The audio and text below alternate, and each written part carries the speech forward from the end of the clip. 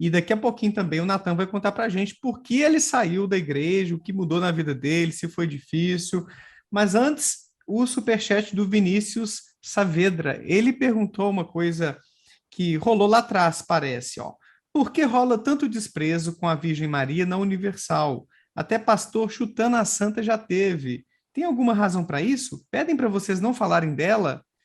Qual que é esse lance da Virgem Maria para a Igreja Universal, Natan? Como é que é isso, assim? Por que que era comum esse desprezo, a figura dela, ou isso era mais exceção do que regra, o que aconteceu e que ele menciona?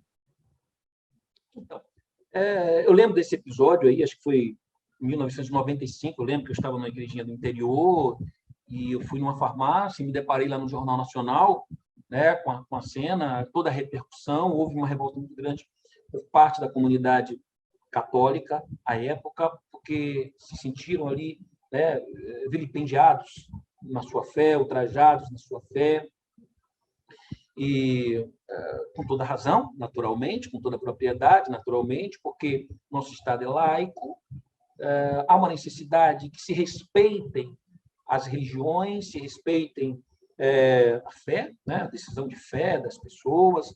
Então, e ninguém tem esse direito, e nem pode, né, o direito ele não ampara isso, essa questão da ofensa à crença, né, das pessoas, a escolha de fé das pessoas.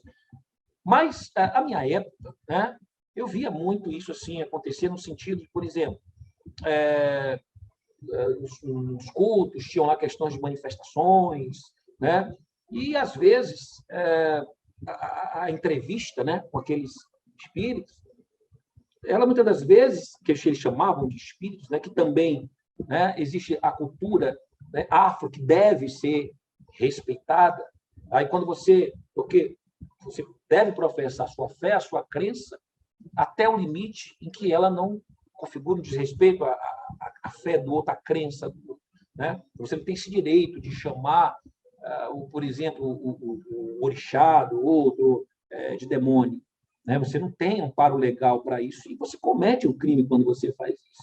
E muito menos essa questão também da Virgem Maria, da Aparecida, que são, como é que se diz, é o meio, digamos assim, é o objeto ali de fé, né, de crença, daqueles adeptos daquela religião. E na instituição, na época, então, assim, eu via que não tinha esse filtro, não havia esse filtro, e por causa disso, né, ela apanhou muito, teve que indenizar, inclusive, tem matérias aí que mostram, salvo o melhor juízo aí, pessoas de outras religiões afro que processaram, e a instituição teve que indenizar, e hoje, né, ela me parece que tem um cuidado maior com isso, né? Ela entendeu que não pode falar o que quer, do jeito que quer, contra a religião das pessoas, contra a fé das pessoas. Aprendeu apanhando, mas espero que tenha aprendido. Me parece que aprendeu. Legal. Eu estou me lembrando vagamente de um trecho do livro O Reino, do Gilberto Nascimento, que ele comenta algo sobre esse episódio e também sobre talvez o início da carreira do Edir Macedo, carreira solo, né? Quando ele departou lá não sei se era o cunhado dele, que fazia parte da mesma igreja, alguma coisa assim, R.R. Soares, né? Isso.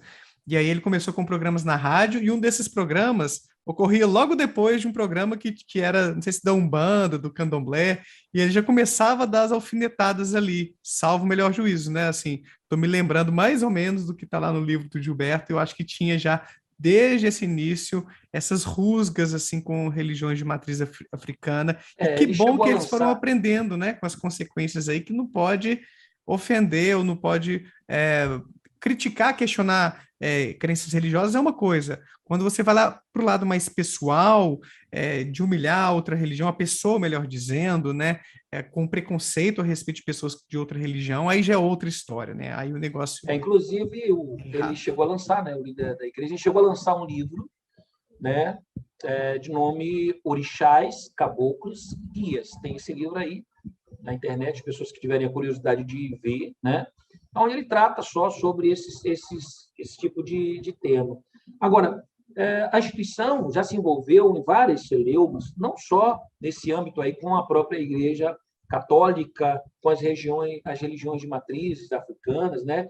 Volto a dizer, tudo isso está aí nas redes sociais, a gente pesquisa, né? Estuda sobre o tema, e está aí. Todo mundo são, às vezes, fruto de decisões judiciais, certo? Condenações, fruto de decisões judiciais, às vezes até de retratação, né? Tem que se retratar.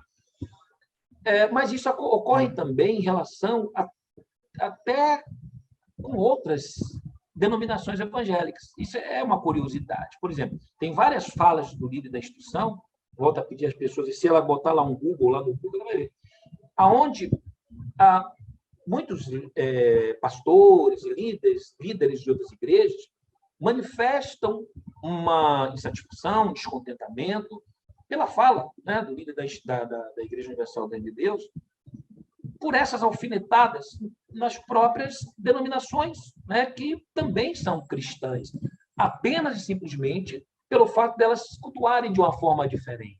Então, falas tipo assim, olha, tem igrejas que são comparadas lá com uma região de matriz africana, porque aquela pessoa fica lá rodando, e porque a pessoa cai no chão, e depois diz que aquilo ali é cair pelo poder de Deus, e que, na verdade, aquilo ali não é. Enfim, então, isso ofende, né?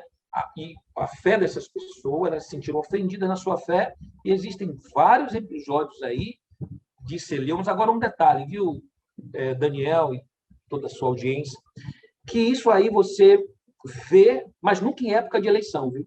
No ano de eleição, né, tem lá um bispo, a instituição pega um bispo, e esse bispo ele tem aquele papel de meio que, sabe, ir visitar essas igrejas, né, que não sejam a Igreja Universal do Reino de Deus, certo? Porque, por exemplo, você vai ver muito obreiros da Igreja Universal do Reino de Deus, na minha época, né, não é que eles eram proibidos de ir em outras denominações. No entanto, o ensinamento, no entanto, a doutrina, dizia, olha, se você tem aqui uma fonte para beber dessa água, de uma água limpa e tal, se você está recebendo um vinho novo aqui, você não precisa ir em outro lugar beber de um vinho velho, não tão novo assim, de uma água barrenta, enfim. E aí, não se...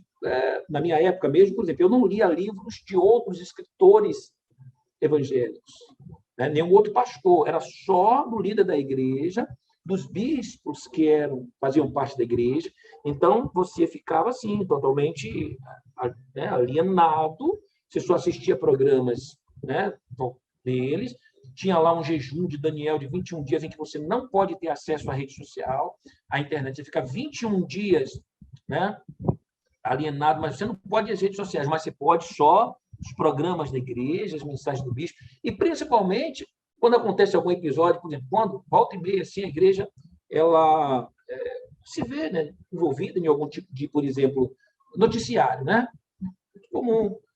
E aí se vê ali, acontece uma notícia, se aquela notícia é algo que vai trazer uma repercussão, talvez negativa para os membros, então esse jejum do Daniel ali é levantado, porque é uma maneira de que aqueles membros não tenham acesso a essas notícias. Esse é o meu entendimento, sabe? Era a forma como eu mecanismo via. de controle mesmo, né? Então, isso assim, nunca foi falado, digamos, explicitamente, mas, curiosamente, eu estou aqui dizendo que, curiosamente, sempre era em épocas como essa. Assim como, curiosamente, apenas em épocas de eleição é que você vai ver, por exemplo, bispos, pastores, né, da Igreja Universal de Deus, visitando outras denominações religiosas, fazendo uma espécie de, sabe, olha, nós somos uma comunidade só. Por quê? Porque é ali que está em jogo, são os votos, né? São as alianças políticas partidárias, interesses, né, partidários, mas quando acabam as eleições, você vai ver 3 anos em que não se leva, por exemplo, pastores de outras igrejas ali no altar, porque chega isso em época de eleição, leva aqueles pastores, né, ali de outras denominações para o altar. Ora, mas esses pastores, em outros discursos, não eram pastores, por exemplo, que, como é que se diz, como é que eu posso dizer, dava ali um vinho velho para as pessoas beberem, mas o As discurso muda, contradições, né? o discurso aí da Conforme os conveniência. interesses ali, né? Tipo, o interesse político ali, ó, vamos eleger esse candidato aqui, para isso a gente tem que se unir. Vamos Sim, lá, esse é o momento, né? aí Então, nós quando somos tem. unidos, somos Aí nós somos irmãos, unidos. temos a mesma fé, né? Somos Aham, todo, o Pai é um só, importante, não importa a denominação. Esse é o discurso em época de uhum, eleição que estamos vivendo, inclusive, agora, né? Você vai ver pois muito isso é. agora. Mas ano que vem, E outra coisa, eles vão até, pode buscar nas redes sociais, você vai ver aí, bispos, líderes de estados da Igreja Universal do Reino de Deus, indo, né, por exemplo, até em religiões de matrizes africanas, né, indo lá em terreiros. Você vai ver, por exemplo, eles, recentemente, no estado de futebol, vários, né, como é que se diz, membros dessas religiões estavam lá para receberem cestas básicas, né? A minha curiosidade é porque isso acontece apenas em anos de eleição, sabe?